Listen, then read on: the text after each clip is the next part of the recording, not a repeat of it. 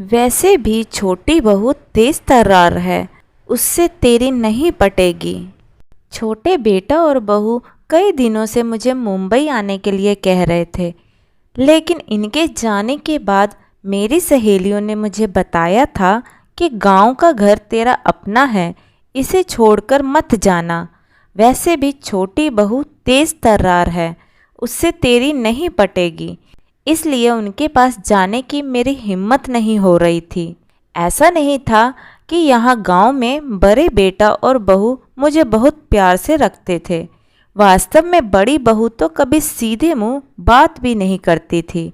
घर में उसके अलावा मेरा काम करने वाला कोई और ना होने से मजबूरन मुंह फुलाकर ही वो मेरा काम करती। फिर भी मैं सोचती कि चाहे मुंह फुलाकर ही सही मेरा काम तो कर देती है ना, उतना ही काफ़ी था मेरे लिए। मन में समाधान तो करना ही होगा। ये घर मेरा है, इसलिए मैं अधिकार से इस घर में रह सकती हूँ। यही सब सोचकर मैं मुंबई जाने से कतरा रही थी। पिछले कुछ दिनों से छोटे बेटा और बहू कुछ ज़्यादा ही फोर्स कर रहे थे, इसलिए मैं उनके साथ मुंबई आ गई। घर में आने के बाद जब मैं बाथरूम गई तो बाथरूम में वेस्टर्न स्टाइल की लैट्रिन सीट देखकर मुझे आश्चर्य हुआ, क्योंकि जब फ्लैट बन रहा था तब मैंने ही ज़िद करके इंडियन स्टाइल की लैट्रिन बनवाई थी। तब मुझे वेस्टर्न पैटर्न बिल्कुल नहीं सुहाता था, लेकिन अब घुटनों के ऑपरेशन के बाद तेज तर्रार बहू ने मेरी सुविधा का इतना ख्याल रखा कि ये देखकर सुखद एहसास हुआ। दूसरे दिन शाम की चाय के बाद सब लोग हॉल में बैठे थे तो सुधा यानी कि छोटी बहू ने कहा, मम्मी जी चलिए हम सब मॉल में घूमने चलते हैं, आप तैयार हो जाइए।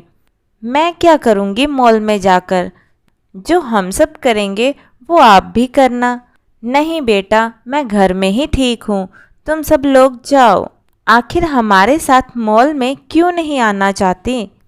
सुधा, यदि मम्मी नहीं आना चाहती तो रहने दो ना, बेटे ने कहा।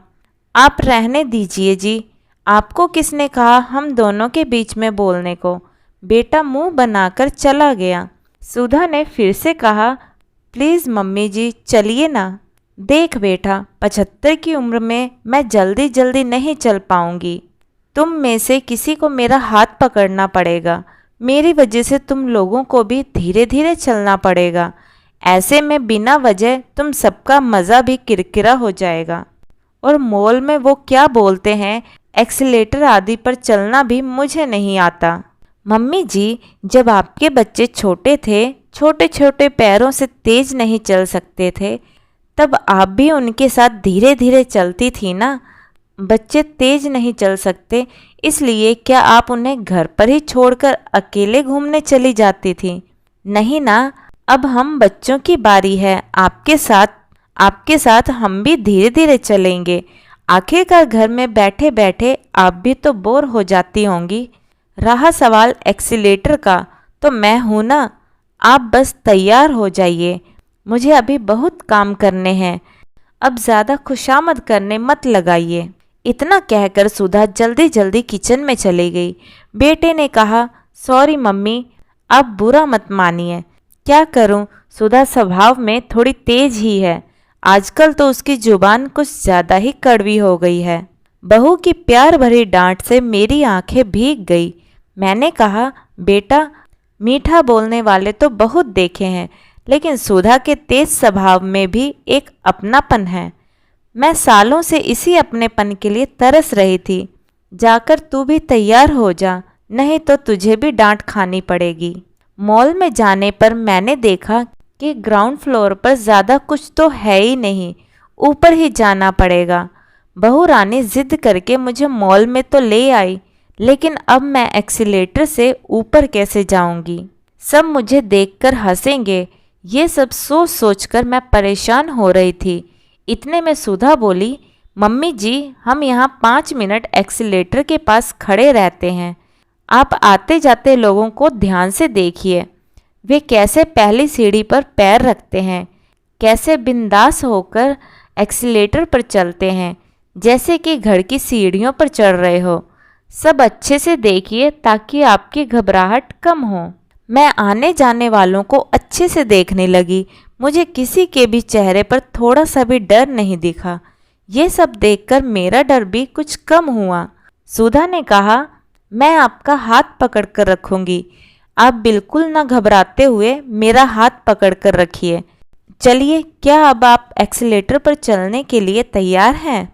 हाँ, ठीक है। ऐसा कहकर मैंने सुधा का हाथ कसकर पकड़ लिया। उस वक्त मुझे ऐसा लगा जैसे मैं एक बच्ची हूँ और वो मेरी माँ, जो अपने बच्चे का हाथ पकड़कर उसे एक्सीलेटर पर चलना सिखा रही हो। जैसे ही हमने पहली सीढ़ी पर पैर रखा, मेरा बैलेंस थोड़ा सा बिगड़ा, लेकिन सुधा का हाथ पकड़े हुए होने की वजह से मैं जल्दी ही संभल गई। मैं कुछ सोचती उसके पहले हम लोग ऊपर पहुंच भी गए। जब भी मैं पिक्चरों में एक्सीलेटर देखती तब हमेशा सोचती थी कि काश क्या मैं भी कभी ऐसी सीढ़ियों पर चढ़ पाऊंगी। मुझ बुढ़िया को कौन ले जाएगा मॉल आदि में? मेरे साथ धीरे धीरे कौन चलेगा? आज मेरी तेज तर्रार बहू ने मेरा सपना पूरा कर दिया। मैं मन ही मन ईश्वर से प्रार्थना करने लगी कि काश ऐसी तेज तर्रार बहू ईश्वर सबको दे।